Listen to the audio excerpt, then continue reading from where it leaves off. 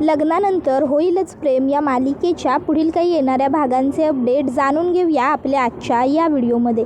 चला तर मग मित्रांनो, अजिबात वेळ वाया न घालवता सुरुवात करूया आपल्या आजच्या या व्हिडिओला.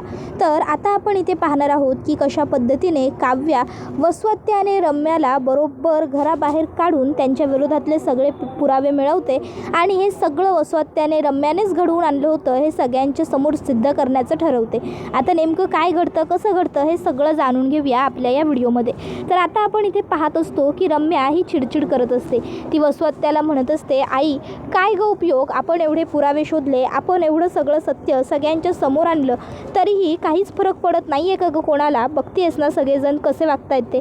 अगं मालिनी काकू आणि विक्रम मामा हे सगळं कसं काय विसरू शकतो? कसं काय त्यांनी त्या काव्याला माफ करायचं ठरवलं ग? आई काहीही झालं ना तरी आपण हे सगळं होऊ द्यायचं नाही आहे. मी खूप कष्ट केलेत ग, मी खूप स्वप्न बघितली आहेत ग आई पार्थ बरोबर लग्न करण्याची, पण जर प्रत्येक वेळी ती काव्य अशीच मध्ये येत राहिली तर माझं कधीच पार्थ बरोबर लग्न होणार नाही. आई तू मला प्रत्येक वेळी खोटी आशा नको ग दाखवू, मला माहिती आहे माझं काही नाही होणार, काहीच नाही होणार. त्याबरोबर मग आता लगेचच तिला वसवत्त्या समजावते की हे बघ रम्या बाळा, तू असा विचार करू नको, तू स्वतः अशी हारून जाऊ नको. जर तू हारून गेलीस तर मग मी तरी तुझ्या वतीने काय लढणार? आणि राहिला प्रश्न सगळ्यांनी तिला स्वीकारण्याचा, पण पार्थने तर तिला स्वीकारलेलं नाही आहे ना, मग आपण कशाला काळजी करायची? ते सगळं आपण पार्थला कळावं तिचं खरं रूप यासाठी केलं होतं का नाही? मग विषय सोड की. आणि राहिला प्रश्न रम्या, बरी आठवण काढलीस त्या पुराव्यांची. अगं आपल्याला त्या पुराव्यांची विल्हेवाट लावायला हवी, नाही म्हणजे ते पुरावे जर त्या काव्याच्या हाती लागले ना तर आपली सगळी वाट लागून जाईल. तिच्या हाती एखादी वस्तू जरी लागली ना तरी बरोबर त्या सर्वांचा सुमार काढत काढत ती आपल्यापर्यंत येईल आणि आपल्यापर्यंत येऊन जर ती ठेपली ना तर ते आपल्याला खूप जास्त अवघड जाईल. त्यामुळे काहीही झालं तरी ती काव्या आपल्यापर्यंत पोहोचणार नाही याची व्यवस्थित आपल्याला खातिरदारी बाळगायची आहे. तुला कळलं ना? आपल्याला लवकरात लवकर ते पुरावे नष्ट करायचे आहेत असं म्हणून आता त्या ते पुरावे बघत असतात. इतक्यात कोणीतरी आल्याची चाहूल त्यांना लागते. त्याबरोबर मग लगेचच आता त्या दोघीजणी पटापट ती बॅग आवरतात आणि बंद करून ठेवून देतात. आता वसवत्ती आणि रम्या ह्या दोघांचाही चेहरा बघण्यासारखा झालेला असतो काव्याला रूममध्ये येताना बघून, पण आता दोघीही हिंमत दाखवतात एकमेकीकडे बघून. आणि मग आता लगेचच रम्या पुढे येते आणि म्हणू लागते की काय ग काव्या, तुझी हिंमत कशी झाली आमच्या रूममध्ये येण्याची? तू नॉक न करता आमच्या रूममध्ये कशी काय आलीस? मॅनर्स एटिकेट नावाची जी गोष्ट असते ती तुला माहीतच नाही आहे का? त्यावर काव्या म्हणत असते, प्लीजच रम्या प्लीज, मॅनर्स एटिकेट या सगळ्याबद्दल तू बोलणार नाहीस ना तितकं तुझ्यासाठी चांगलं ठरेल, कारण म्हणजे हे शब्द ना मुळात तुझ्या मुखात शोभत नाहीत ग. बरं ते सगळं सोड, मी काय इथे तुझ्याशी वाद घालायला आलेली नाही आहे, मी तुला ताकीद द्यायला आली आहे. त्यावर रम्या म्हणते ताकीद? त्यावर काव्या म्हणते हो, तुला सक्त ताकीद द्यायला आली आहे. तुझ्या भाषेत म्हणायचं झालं ना तर वॉर्न करायला आली आहे. हे बघ रम्या, प्रत्येक वेळी तू मला पार्थ बरोबर एकत्र असताना काहीतरी बोलणार, टोमणे मारणार, पार्थना भूतकाळाची आठवण करून देण्याचा प्रयत्न करणार ज्यामुळे त्यांना त्रास होणार, त्यांना त्रास झाला की मला तुझा राग येणार, मग मी पुन्हा तुला काहीतरी शिक्षा देणार, घरामध्ये वाद होणार, त्रास होणार, कलेश होणार. या सगळ्यापेक्षा ना माझ्याकडे एक सोपा मार्ग आहे, तो म्हणजे तू माझ्यापासून आणि पार्थपासून लांब राहा. कोविडमध्ये कसं सांगितलं होतं सगळ्यांनी डिस्टन्स राखा म्हणून, तसं तू आम्हा दोघांपासून डिस्टन्स ठेव. समजलं ना तुला? जर रम्या तू आमच्या मध्ये येण्याचा प्रयत्न केलास ना तर मी तुला सुखी सोडणार नाही, मी तुला चांगली जन्माची अद्दल घडवेन एवढं मात्र लक्षात ठेवा. त्यापेक्षा उगाच नसता आगाऊपणा करू नको, आमच्यापासून लांब राहा, सुखी राहा आणि सुरक्षितसुद्धा राहा. समजलं? मला वाटत नाही की तुला एवढं सांगूनही पुन्हा व्यवस्थित समजवावं लागेल मला. आता तुला नीट समजलं असेल अशी आशा आहे. आणि वसवत्त्या, तुम्ही प्रत्येक वेळी मला टोमणे मारायचे, माझ्यावरून मालिनी काकूंना काहीतरी बोलायचं, हे सगळं सुद्धा बंद झालं पाहिजे. त्यावर मग वसवत्त्या लगेच हिंमत करते आणि काव्याला म्हणते, ए काव्या, गप्प बसा. तुझी ही नाटकं ना आम्हाला नाही सांगायची. नाही, घरातल्या सगळ्यांनी तुझं स्वागत वगैरे केलं असेल. मालिनी आणि विक्रम तुझे सासू सासरे विसरले असतील तू काय रंग उधळलेस ते, पण आम्ही कोणीही रंग उधळलेस तू ते विसरलेलो नाही होतं. चल निघ. आणि मग त्या तिला तिकडनं हकलवून देतात. मग आता रम्याचा मूड जरा अपसेट असतो. वसवत्या तिला म्हणते चल आपण जरा लॉनमध्ये फेऱ्या मारू, मग तुला बरं वाटेल. मग वसवत्या व रम्या दोघीही जणी तिकडनं लॉनमध्ये जातात. तर आता इकडे आशा ही वसवत्या आणि रम्या यांची खोली साफ करत असते. आणि त्याचवेळी मघाशी तिला मालिनी काकूंनी औक्षणाचं ताट घेऊन बोलवलं होतं, त्यामुळे आता तिची साफसफाई अर्धवटच राहिलेली असते. त्यामुळे मग ती आता विचार करते की पहिले वसवत्या आणि रम्याताईंच्याच खोलीपासून सुरुवात करते ना. आणि मग त्या आता वसू आणि रम्याच्या खोलीकडे येते आणि वसू आणि रम्याच्या खोलीची साफसफाई करायला ती सुरुवात करते. आता साफसफाई करत असताना तिला खुर्चीखाली एक कविता लिहिलेला पेपर सापडतो. आता आशा तो पेपर उचलते आणि म्हणते याच्यावरती तर कविता आहे, पण ह्या घरात कविता तर फक्त जीवादादाच करतात, मग इथं कशी आली कविता. मग तो पेपर घेऊन ती मालिनीकडे येते आणि मालिनीला वसुताई आणि रम्याताईंच्या खोलीत मला ही कविता लिहिलेला पेपर हा सापडला असं सांगते. त्यावर मालिनी काकू ती कविता वाचतात. आता ती कविता प्रेमासंबंधीची असते. मालिनी काकूंना विचार मनात येतो की रम्या ही वयात आहे, कुठल्या मुलाने तिला दिलं असेल. असो, जर रम्या पार्थमधून बाहेर पडण्याचा प्रयत्न करत असेल तर ही चांगली गोष्ट आहे. ती म्हणते तुला जिथे हे सापडलं तिथे नेऊन ठेव, कदाचित रम्याला कोणीतरी दिलं असेल. काय उगाच नंतर चिडतील त्या तुझ्यावर. त्याबरोबर आता त्या ठिकाणी काव्य येते आणि काव्य विचारते काय झालं, कशावर चर्चा करताय दोघी. त्यावर मग मालिनी काकू सांगतात हे बघ, काव्य रम्याला कोणीतरी कविता लिहिलेला कागद दिलाय, कोणीतरी तिच्यासाठी कविता लिहिली आहे. त्यावर काव्य म्हणते बापरे, रम्यासाठी कविता, मला विश्वासच होत नाही आहे, बघू तरी जरा माझ्या डोळ्यांनी मला तो कागद. आणि मग आता ती लगेचच तो कागद घेते आणि तो कागद वाचते. आता तिने तो कागद बघितल्याबरोबर तिच्या लक्षात येतं की ही कविता तर जीवाने लिहिलेली आहे. अशा कविता फक्त जीवा लिहायचा, ते सुद्धा माझ्यासाठी. मग आता ती विचार करते की आता माझा आणि जीवाचा विषय मी पुन्हा काढला तर मालिनी काकूंनाही वाईट वाटेल आणि घरातलं वातावरण कलुषित होईल, हा विषय नकोच. मग काव्या ही म्हणते हो आशाताई, दिले असेल त्या रम्याला कुणीतरी ही चिठ्ठी, तुम्ही जाऊ द्या, ठेवून दे तुम्ही, उगाचच्या उगाच वाद नको. मग आशा जाऊन ती चिठ्ठी ठेवून देते. तर काव्य विचार करते की नाही नक्कीच काहीतरी गोड बंगाल आहे. आता नेमकं हे काय आहे हे शोधून तर मला काढायलाच हवं, पण त्यासाठी मला वसू आणि रम्याच्या खोलीची झडती घ्यावी लागेल. तेव्हा मला वसू आणि रम्याला घराबाहेर काढावं लागेल. पण काय करू, त्या दोघींनाही घराबाहेर सोबत कसं घालू, काय करू, हा विचार काव्याच्या मनात फिरत असतो. आता काव्या विचार करत करत पार्थच्या खोलीबाहेरून जात असते. तेव्हा तिला पार्थ काम करताना दिसतो.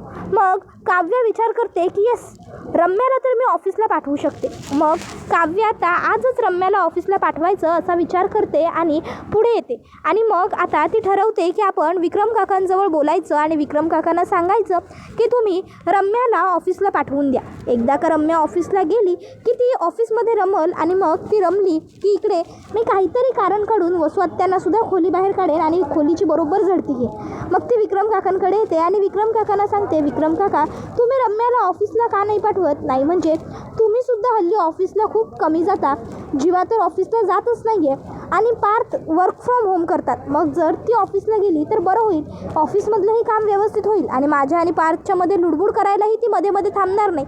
त्यावर विक्रम काका म्हणतात अच्छा असं आहे तर ठीक आहे, जर असं असेल तर मी एक काम करतो, मी आजपासूनच रम्याला ऑफिसला पाठवून देतो, मग काही अडचण येणार नाही. मग तर झालं. त्यावर काव्या ठीक आहे थँक्यू असं म्हणते.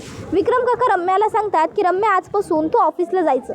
आता हे ऐकून रम्या म्हणते मी आणि ऑफिस, पण का मामा, मी वर्क फ्रॉम होम चांगलं करते आहे की. त्यावर विक्रम काका म्हणतात नाही तू वर्क फ्रॉम होम चांगलं करतेसच, पण काय आहे ना सध्या मी सुद्धा घरी आहे, जीवा ऑफिसला जात नाही आहे, पार्थ वर्क फ्रॉम होमच करतो आहे. मग त्यामुळे ऑफिसमध्ये आपलं कोणाचंही लक्ष नाही आहे असं स्टाफला वाटायला नको आणि स्टाफने कामांमध्ये गडबड घोटाळे करायला नको. त्यामुळे आता मी तुला सांगतोय तू ऑफिसला जा, समजलं. त्यावर रम्या म्हणते मामा अरे पण. त्यावर विक्रम काका म्हणतात नो आर्ग्युमेंट्स, ऑफिसला जा म्हटल्यावर जायचं. आणि मग रम्या बरं ठीक आहे बोलते आणि तिकडनं निघून जाते. खोलीत येऊन ती वसुहत्याला म्हणत असते, आई हे सगळं ना मालिनी मामीचंच काम असणार. मालिनी मामीनेच विक्रम मामाला सांगितलेलं असणार की मला ऑफिसला पाठवून दे, म्हणजे मी काव्याच्या आणि पार्थच्या मध्ये करायला उरणार नाही. पण ती मामी असं का वागते? तिला तिची सून किती वाईट आहे हे कळत का नाही आहे? ती प्रत्येक वेळी तिच्या त्या नालायक सुनेच्या बाजूनेच कशी काय उभी राहू शकते?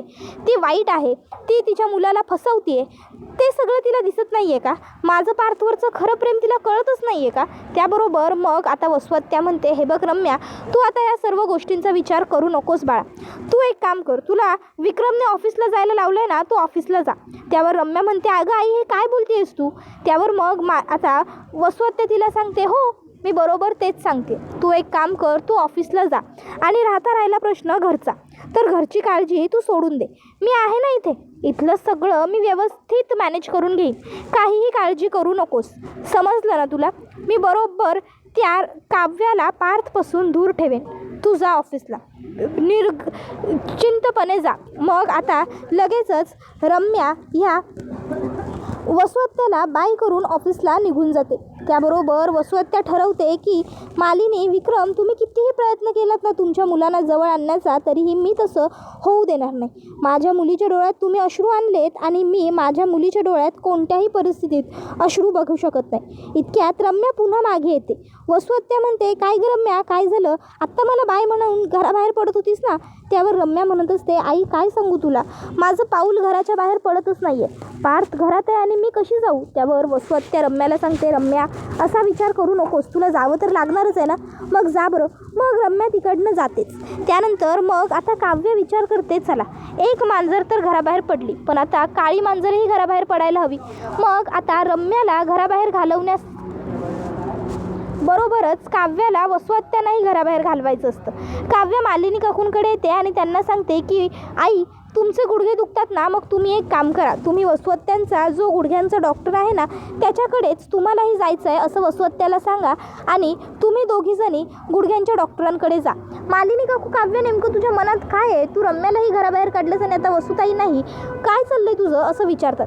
त्यावेळी काव्य सांगत असते की मगाशी जी कविता आपल्याला दाखवली ना आशाताईंनी, ती कविता जीवाने लिहिलेली होती. त्यावर मालिनी काकू म्हणतात, काय? त्यावर काव्य म्हणते, हो, आणि म्हणूनच मला वाटतंय की वसुहत्या आणि रम्याचा ह्या सगळ्यामध्ये हात आहे, म्हणून मला त्यांना घराबाहेर काढून त्यांच्या खोलीची झडती घ्यायची. त्यावर मग मालिनी काकू म्हणतात, असं आहे होय, बरं तू काही काळजीच करू नको, मी वसुताईंना घेऊन बाहेर जाते आणि आम्ही बराच वेळ तिकडे बाहेरच थांबू, मी त्यांना थांबवून ठेवेन आणि जर आम्ही घरी यायला निघालोच तर मग मी तुला मेसेज करेन किंवा कॉल करेन आणि सावध करेन, मग तू लगेच तुझं सर्व आवरून घे, काय? त्यावर काव्य होकार देते. मग मालिनी काकू वसुहत्याला म्हणतात, वसुताई माझे ना गुडघे हल्ली खूप दुखायला लागले, अगदी तुमचे दुखायचे ना त्याप्रमाणे, तर मलासुद्धा डॉक्टरांकडे दाखवावं असं वाटते. तुमचे जे गुडघ्यांचे सांध्यांचे डॉक्टर आहेत त्यांच्याकडेच मला तुम्ही घेऊन जाल का? नाही म्हणजे तुम्हाला त्या डॉक्टरांचा आराम आला आहे ना, जर मलाही आराम आला तर तेवढं बरं पडेल. जाऊया का आपण डॉक्टरांकडे? वसुहत्या म्हणते, ठीक आहे जाऊया. त्यावर मालिनी काकू म्हणतात, चला मग निघूया. त्यावर वसुहत्या म्हणते, अगं आत्ता लगेच? त्यावर मालिनी काकू म्हणतात, हो आत्ता लगेच, म्हणजे थांबायचं कशाला ना उगाच, नेक काम में देरी कैसी, म्हणून म्हटलं. त्याबरोबर मग वसुहत्या आणि रम्या ह्या दोघींनाही आता काव्याने घराबाहेर काढण्यात ती सफल झालेली असते. मग आता काव्या शोधाशोध करायला जाते. आशा तिला विचारते, काव्याताई मी काही मदत करू का तुम्हाला? काव्या म्हणते, हो हो तुमची मला खूप मोठी मदत लागणार आहे आशाताई, आणि ती म्हणजे तुम्ही इथे बाहेर पहारा द्यायचं आहे. पहारा द्या. कोणी जर या खोलीकडे येत असेल ना तर मला लगेच सांगा. पिहू, श्रेया, त्याचबरोबर मंजू आत्या किंवा इतर कोणीही इकडे येता कामा नये, समजलं? त्यावर आशा होकार देते. काव्य शोधाशोध करायला सुरुवात करते आणि तिला फायनली ते सगळे फोटोज, व्हिडिओज, गिफ्ट, ग्रीटिंग्स सगळं सापडतं आणि मग काव्याला कळून चुकतं की याचा अर्थ या सगळ्यामागे वसुहत्या आणि रम्याचाच हात आहे. काव्य विचार करते, शी ह्या दोघीही किती नालायक, नीच आहेत. इतक्यात मालिनी काकू या काव्याच्या फोनवर मेसेज करतात, काव्या लवकर आटप, आम्ही दोघीजणी यायला निघालो. पुढच्या 15-20 मिनिटात आम्ही दोघीजणी घरी पोहोचू. त्याआधी तू वसुहत्या आणि रम्याच्या खोलीतनं बाहेर पड. त्यावर लगेचच काव्या ओके असा रिप्लाय देते आणि विचार करते की नाही मला काहीही करून पटापट हे सगळं आटपून इकडनं बाहेर पडायला पाहिजे. काव्य पटापट ते सगळं सामान आता पुन्हा एकदा त्या सुटकेसमध्ये घालते. सुटकेसची चेन बंद करते आणि ज्या जागी सुटकेस ठेवली होती तिकडे सुटकेस ठेवून तिकडनं बाहेर पडते. आता चुकून त्यावेळी एक कविता लिहिलेलाच कागद आणि एक ग्रीटिंग कार्ड अशा 2 वस्तू बाहेर पडलेल्या असतात. तर इकडे जीवा याला नंदिनीचे वडील म्हणजे धनंजय घरात घेत नसतात. त्यामुळे मग जीवा ठरवतो की आता मी नंदिनीच्या घराबाहेर तळ ठोकणार. तो एक रिक्षा त्याच्या मित्राकडनं मागवतो आणि त्या रिक्षामध्ये तो राहू लागतो.